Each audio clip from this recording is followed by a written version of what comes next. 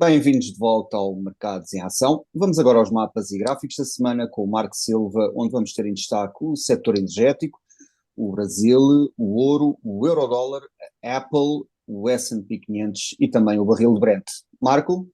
Obrigado, André. Esta semana tivemos um mapa claramente dividido, mas com uma tendência para o vermelho.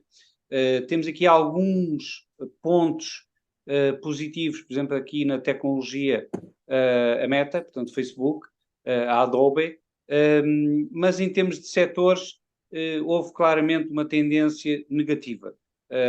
Destaque apenas para o setor energético, com uma ligeira subida do preço do crudo, que deu aqui um alívio ou um impulso positivo ao setor energético. Em relação ao resto do mundo, destaque aqui para o Brasil. O Brasil, na ressaca das eleições, parece estar aqui agora a corrigir, portanto, o que é normal, o encaixe de mais-valias com o efeito eleições. Portanto, tivemos aqui a Petrobras, que esteve em contraciclo, portanto, as energéticas subiram, e a Petrobras teve aqui uma queda substancial, e também a Vale. E do outro lado do Atlântico, a Alibaba, que também teve uma correção depois das subidas bastante significativas das semanas anteriores. Em relação aos setores e aos mercados, podemos ver que os mercados desenvolvidos e Wall Street estiveram basicamente no mesmo nível, os emergentes ligeiramente pior, mas nada de extraordinário, e a Europa ligeiramente melhor que os Estados Unidos. Em termos de setores, o setor energético, como já referi, que teve aqui um comportamento positivo em relação ao restante. Em relação aos gráficos, começamos aqui pelo ouro.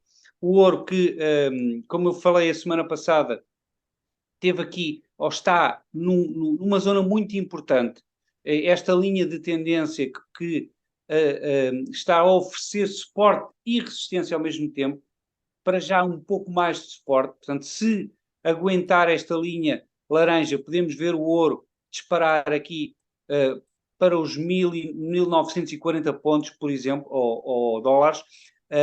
Portanto, esta linha é muito importante. É preciso perceber se realmente vai conseguir aguentar, porque para já está naquela fase do quebra para cima, quebra para baixo. Isso também terá influência naquilo que acontece com o euro-dólar, que é este gráfico, que bateu aqui numa linha de tendência e foi rejeitada, pelo menos a primeira aproximação. E esta linha de tendência é muito importante, que vem desde agosto de 2020, setembro de 2021 e fevereiro de 2022. Portanto, são estes dois máximos que foram efetuados que criaram esta linha de tendência. E reparem, quando chegou lá, foi rejeitada, fechou em baixa no próprio dia, e agora parece que vai lá para uma segunda tentativa. Vai ser importante perceber se o dólar continua com alguma força relativa depois da reunião da Fed ou não. Em relação ao S&P 500, que depois de quebrar esta linha de tendência negativa, a mesma será muito provavelmente o próximo suporte do principal acionista. E caso seja quebrado, por maioria de razão, os mínimos deste ano também deverão ser quebrados. Se não for, poderemos ter aqui a formação de um fundo, mas para já o movimento dos próximos dias, não direi nas próximas semanas, porque no final do ano existe sempre aqui algum movimento tradicionalmente ascendente, que é o denominado Santa Rally, poderá dar aqui algum impulso, ou seja, poderá bater aqui, subir um pouco e então depois vir de novo testar e quebrar. Mas ainda é cedo para termos essa percepção. Em relação à Apple, poderemos ver aqui que nas últimas semanas, sempre que foi aqui estas médias móveis, nomeadamente a média móvel mais forte, que é dos 200 dias, foi rejeitado.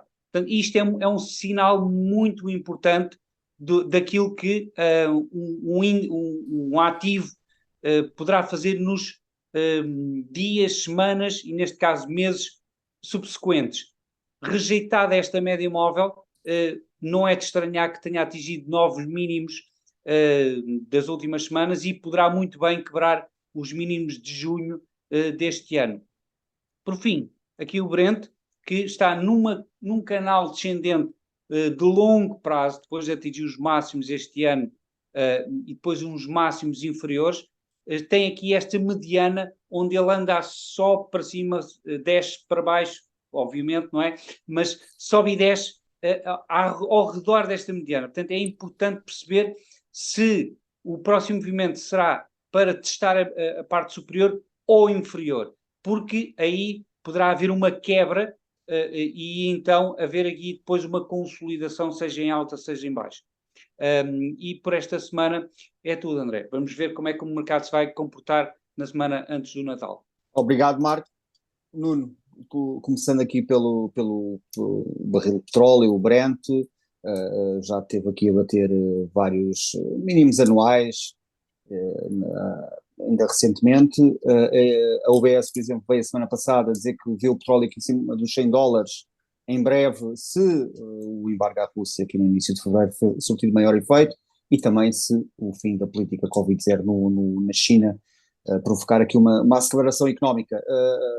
Consideras que esta previsão, aumento do petróleo, aqui conjugado com estes três fatores, é possível, ou vamos continuar a assistir aqui a um barril a rondar os $80?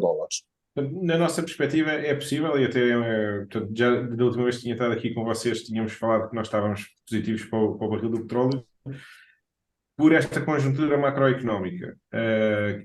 O abrandamento das políticas Covid-0 na China ainda não surgiu propriamente, mas tem havido, de alguma maneira, um descurar ou um minimizar das reservas de petróleo, não só a reserva estratégica nos Estados Unidos, mas das petrolíferas em geral que fazem a transformação depois do petróleo nos vários derivados, desde combustíveis a petroquímicos como os plásticos, etc. E, portanto, há duas alturas de compra importante no verão e nesta altura, no ano, uma no verão e agora no inverno, deveriam estar a fazer estoque de petróleo para depois, na altura de arranque da primavera, haver produção. E, portanto, nós acreditamos que pode haver realmente o enquadramento macroeconómico é potencial de preços mais elevados do barril de petróleo, mas a verdade é que isso não tem estado a suceder. Algumas notícias de incumprimento por parte das cotas de produção de alguns países da OPEC, que estão a produzir a mais do que estaria acordado, e também a hipótese da Venezuela voltar a entrar no mercado regulado, muito à boleia dos Estados Unidos, aliviarem as sanções à Venezuela, para contrabalançar aqui a perda da Rússia, trazer produtos energéticos para o mundo ocidental, mas é difícil dar um timing específico. Agora, que nós vemos potencial no preço do barril de petróleo, acreditamos que sim. Nuno, e qual é que é o efeito prático de colocar um cap, portanto, o máximo no preço que a Europa compra, por exemplo, à Rússia? Depende muito da quantidade de pressão que a Rússia tem para vender à Europa. Porquê? Porque tem canais logísticos montados para vender à Europa, portanto seria fácil se eles tiverem muita produção e não conseguirem escoar para outros lados, venderem para a Europa caso precisem desse dinheiro. Mas a verdade é que eles têm estado a tentar escoar isto para o outro lado do mundo, para o lado oriental, não é? Portanto, vendendo à China e à Índia. A Índia tem comprado muito volume de petróleo russo e eles têm estado a desenvolver soluções logísticas no sentido de agilizar essa venda. Aqui a questão é, se a Rússia não precisar de vender, a Europa na realidade não compra, não é? Se não houver um encontro entre o preço do comprador e do vendedor. A questão é que aquilo que referiste, a Rússia está a vender à China e nomeadamente também à Índia, e com desconto que aproxima muito o preço do cap. Mas é aqui existe também um sinal político, não é? Portanto, a Rússia não quer vender ao preço que a Europa quer comprar. Portanto, isto também é aqui um desafio de vontades. Até porque a imagem depois do líder, digamos assim, é posta em causa, não é? Portanto, quem é que está a vencer o jogo de fazer aquele peito de inchado de coragem? E a verdade é que a Rússia preparou-se há muitos anos para um cenário deste género. Portanto, a Rússia tem reservas de ouro muito elevadas, tem uma baixa dependência económica de outros países, portanto, é exportadora da maior parte das coisas em vez de ser importadora. Era importadora de serviços. Isso já foi, de alguma maneira, alvo de sanções nos primeiros pacotes de sanções da União Europeia e, portanto, acaba de haver aqui pouca margem de manobra para a Europa fazer grandes sanções à Rússia sem fechar de toda a torneira da importação dos bens energéticos.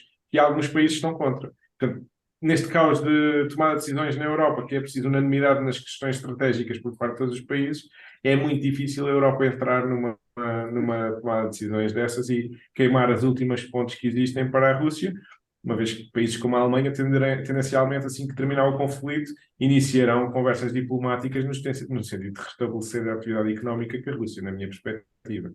E, portanto, a Rússia não quer vender como parte vendedora, não quer vender a um certo preço, está no seu direito, digamos assim, não é? Ninguém os pode obrigar. Só em caso de necessidade extrema ou do preço do mercado convergir para esse valor é que haverá valor na Rússia vender nesses níveis, mas ainda está muito abaixo do preço de mercado. Obrigado, Nuno. Vamos para outro breve intervalo e regressamos já.